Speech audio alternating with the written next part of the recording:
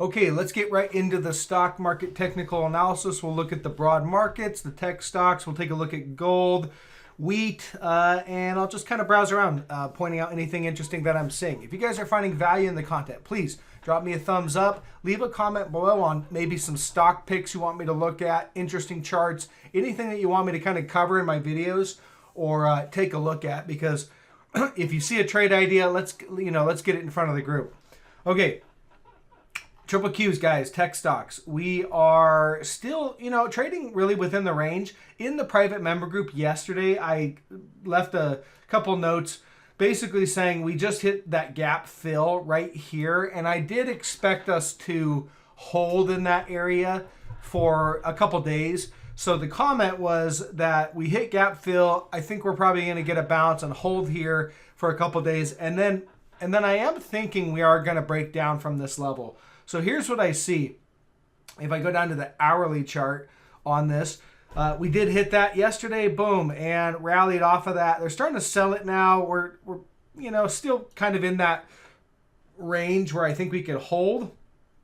But if I go down to the daily or back to the daily chart, a gap down from this level does set this up for an island cluster top reversal pattern. All right, and that is basically what you want to see is you've got the cluster right here. And if you get a gap down, because you don't have the island yet, we gapped up, but we need to gap down in order to create the island. Grab my tool. There we go. Sorry, the trading view was glitching. But if we gap down right there, then that would create that island cluster top, and that signals a potential lasting top, okay, in this move. So we will keep an eye on it and see if we get that sell signal on that island cluster top.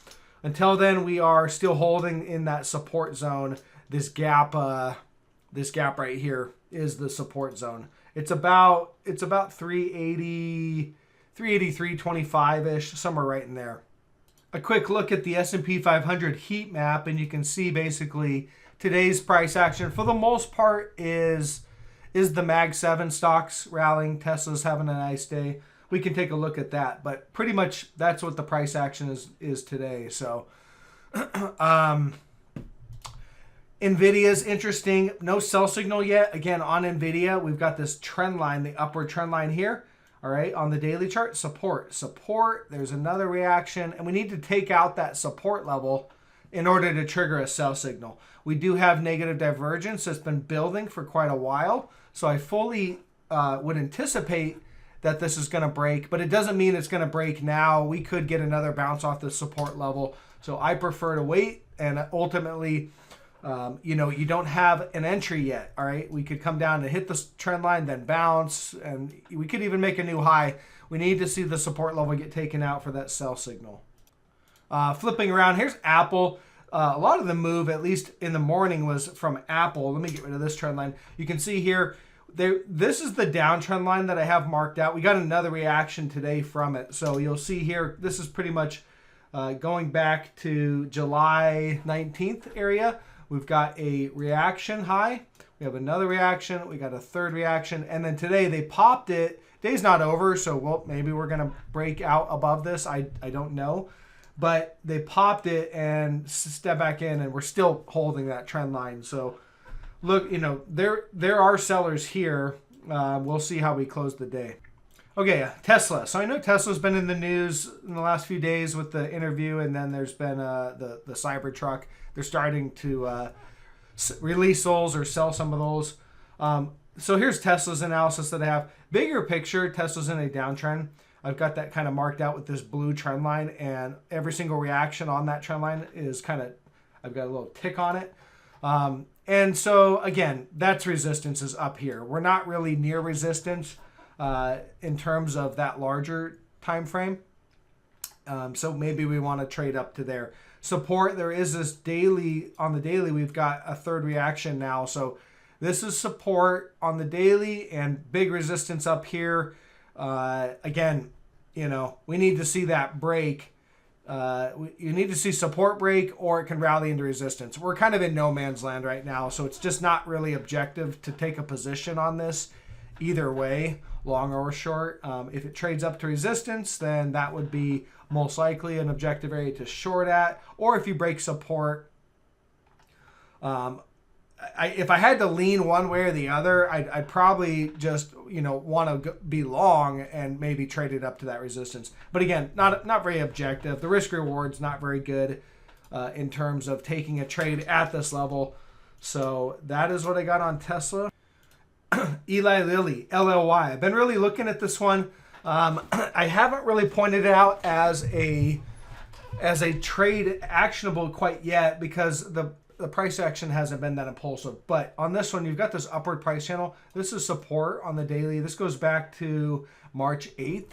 Okay, there's another reaction there, and I got another one, and that's basically a reaction. Here, we did break. Okay, you can see that it has broke the trend line. It's just not very impulsive selling, and there hasn't been any follow through, and you can see the buyers are still trying to bid it back up. So from my perspective, that's not a clean enough breakdown to trigger a sell signal. So what I'd be looking for now, we are below that trend line, but what I'd be looking for is some sort of impulsive breakdown or impulsive rejection. Maybe it wants to grind along this trend line and then boom, big rejection candle. I need to see something like that to trigger the sell signal. Otherwise, we could recover this, could be a little false breakdown, and it could rally some more. So I don't see a sell signal on that. We have big negative divergence that's been building for a while.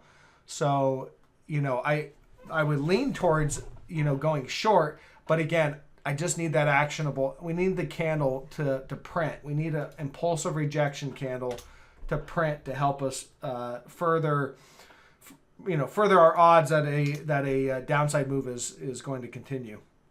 Let's flip over to wheat. That one's been performing well. It's at resistance now. So this is the wheat ETN, and I'll cover the futures, but we're at resistance. You can see rejection, and we're right there at resistance. Has not broken out above that. We're still trading within this this boxed in trading range.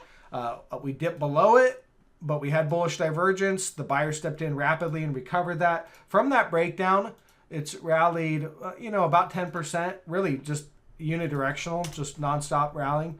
But we're now at resistance. So again, you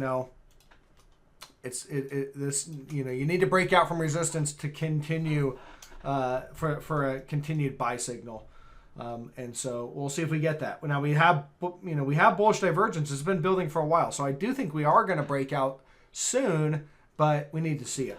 And then if I look at the futures, you can see wheat futures right there at the 200 days. So again, the algos, the programs, they, when you're below the 200 and you hit the 200, they sell. Okay, and so that's what we're seeing is that initial reaction, that initial check of the 200. You see some selling. So I think we'll probably come back down to support, and then we could take another shot at it. And it, ultimately, I do think it's going to break out above the 200, but maybe a little pullback there. Okay, gold. So gold's obviously been in the headlines a little bit too because it made it closed at a new high. So here's gold. This is gold bullion. If I roll out and you kind of see going all the way back to about 2000 and it's August of 2020. This is big resistance right there, and it's about 2071. You can see there it is, rejection right in there, and sure enough, they popped it intraday, but couldn't close above there, and the seller, and that's an outside day as well. One thing to kind of keep an eye on, because on the daily chart, you'll see that you basically were trading at some point way up here, and then you closed below the previous candle. So potential reversal candlestick, meaning gold's not going to break out quite yet. Ultimately, you need to see the breakout, all right? You need to see the close, impulsive buying. You'll know it when you see it above there, and it really comes down to the close, and we didn't get that. So now we're at support. You can see on the daily trend, chart, you got support, and I think we're printing another support. We might take another run at this resistance level, and possibly break out. So we'll keep an eye on that. But that outside day candle is a little bit something. you definitely want to kind of take notice of that, because again, this is not an objective area to go long. If anything, you're really close to major resistance. So you want to short at major resistance or sell and buy at support. And on the daily, yes, we do have some support. It's not nearly as strong of a level. This support is obviously as this resistance. This resistance is well defined. All right, going back many years. And really, if I even roll back, I have to almost go on the weekly chart. But if I roll back on the weekly, you can see back here we were kind of close to that level as well. That back in 2011 at 1925. Okay, so that's gold. It is at support on the daily chart with this uptrend line. Maybe take another, it might take another run at the highs, and then it might break out as well. Again, from my perspective, it's close enough to that resistance level. I prefer to just wait for the breakout to help confirm. Couple trade ideas I pointed out. I'll just kind of give a touch point on that. Visa still looks relatively objective. It's starting to sell off, but you can see here I've got this big bearish rising wedge pattern on Visa. We have a big negative divergence that's been in play for a while. Did kind of break to, no, it made an equal high. If I kind of clean up the chart here, it is an equal high. Let's just go here. We'll mark, here's your former high, and you made an equal high. So negative divergence is still intact. All right. You then broke. So that's a sell signal right there. That breakdown of that pattern and break of support, nice impulsive breakdown. That's a sell signal. And then you back tested. For about a week, we've back tested. So it's objective to short right there at the back test. All right. And so far, the trade is, my position, I looked at it, is about 0.5% underwater right now. So pretty much break even. And so we just need to see continued downside selling. I think we're going to get it. Maybe we've started that already.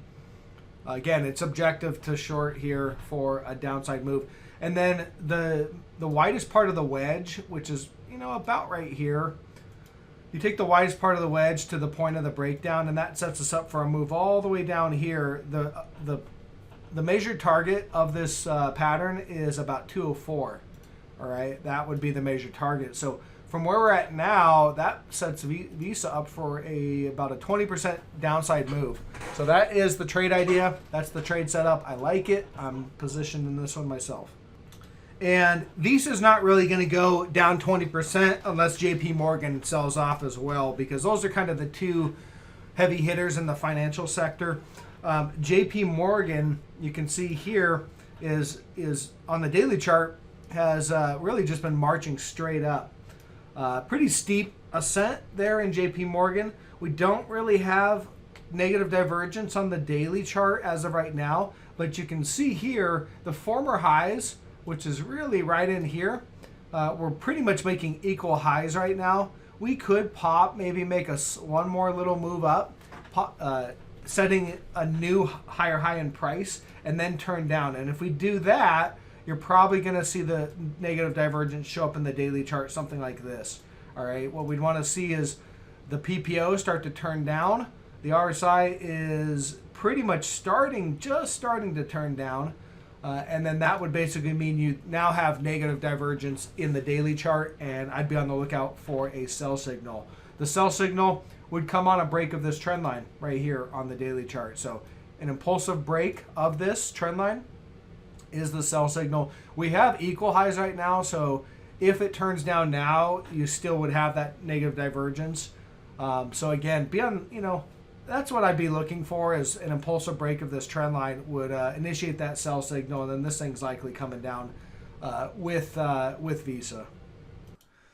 Okay, I've been browsing around looking for anything else that is interesting. I'm not seeing much, so I'm going to get the video out, guys. Thank you, appreciate it. Catch you on the next one.